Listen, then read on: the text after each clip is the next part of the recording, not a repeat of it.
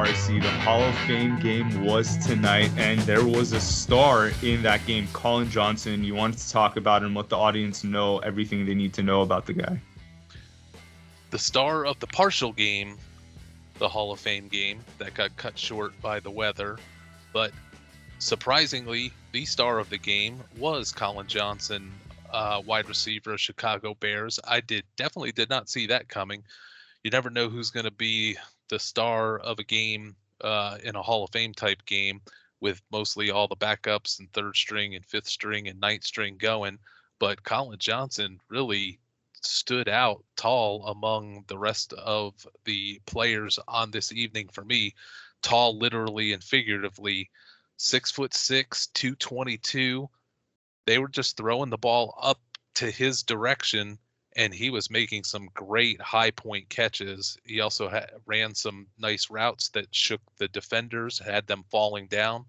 I was surprised. I actually lost track to him. I didn't even realize he was on the Bears. He played for the Bears last year, got in some few snaps at the end of the season. But the Collin Johnson story, I had to go back and kind of refresh my brain on it because he looked so good tonight. Like I liked him a couple of years ago, and I know I sound like Troy Aikman when I say that, but when he came out of college, I was a little shaky on whether he was going to make it in the NFL. Drafted by Jacksonville in 2020, fifth rounder, and did well his rookie season. I was impressed. I didn't think he was going to be as quickly impactful in the NFL, but he was.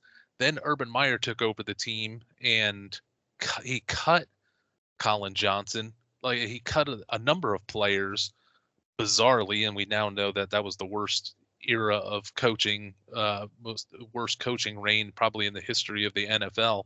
He cut a lot of good players, cut Collin Johnson. Collin Johnson got picked up by the Giants. I thought Collin Johnson was almost going to be a starter for the Giants. He looked so good early in the season when he was pressed into action 2021, but he's battled hamstrings on and off his whole career, but he did well with the Giants. Then in 2022, I thought he'll take another step with the Giants, but he tore his Achilles and lost his entire season. 2023 got picked up by the Bears, didn't play early on, played late with nothing special that he did. And then I had just kind of forgotten about him. And then all of a sudden you watch him in this game, and he looks like, to me, he looked like I'm sitting there watching him and I'm going, this is a Darren Waller story. Why is he at wide receiver? He's 6'6", 222. Why hasn't that guy put on about 20 pounds or at least 10 and become a tight end? So definitely the star of the game, definitely impressed. He's probably going to go with this performance. The depth charts and things that people were thinking he was maybe the number 6, number 7 wide receiver and likely to get cut. I think he moves up all the way to the number 4 wide receiver for the Bears. Obviously, he's not going to be one of the starting 3. Tyler Scott is probably what they would consider their 4th receiver.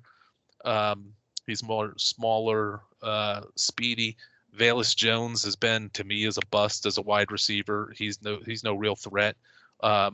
DeAndre Carter is a veteran slot guy, so different type of guy. I think Collin Johnson's going to be their number 4 wide receiver after what we've seen tonight, not just because he looked good, but you could see the quarterbacks were like, hell, I'm throwing it to him.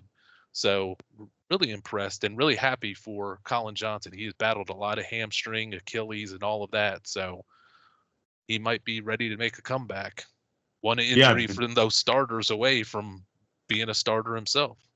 So the top 3, Keenan, DJ Moore, and Odunze, they're locked. But Collin Johnson could be right behind those guys. RC, it sounds like you think if he's going to be the 4th, he's probably making the 53-man roster. And if he does, let's put our dynasty hats on. Do we need to roster him? You have to go deep down the trail. You'd have to be in a pretty big lead with big rosters before you consider pulling him in. If he would get to the starting 3 if one of the starting 3 went down potentially, but then he's 3rd in the pecking order in that maybe non-PPR as a touchdown weapon, especially if Caleb is jumpy. and nervous as a rookie as I think he's going to be, especially early on, this could be a throw for him that they bring him in the red zone and throw him jump balls, alley oops. Better, he's a better end zone, red zone presence than Odunze, Allen, and Moore, just because of the size differentials. So he's back on the rate. At minimum, he's back on the radar. I thought he was all but done in the NFL, but he's alive and well and had a great game tonight. My mind went to DFS as you were talking about, like a big red zone guy, maybe in a potential showdown game. If one of the receivers are injured and he's priced at, I don't know, like $200, just throw, you gotta throw him in there. If he catches the touchdown, he's already worth his ROI. So I'm excited about him. I'll have my eye on him. RC, any last thoughts before we move on to the next topic? Best wide receiver I've seen so far this preseason.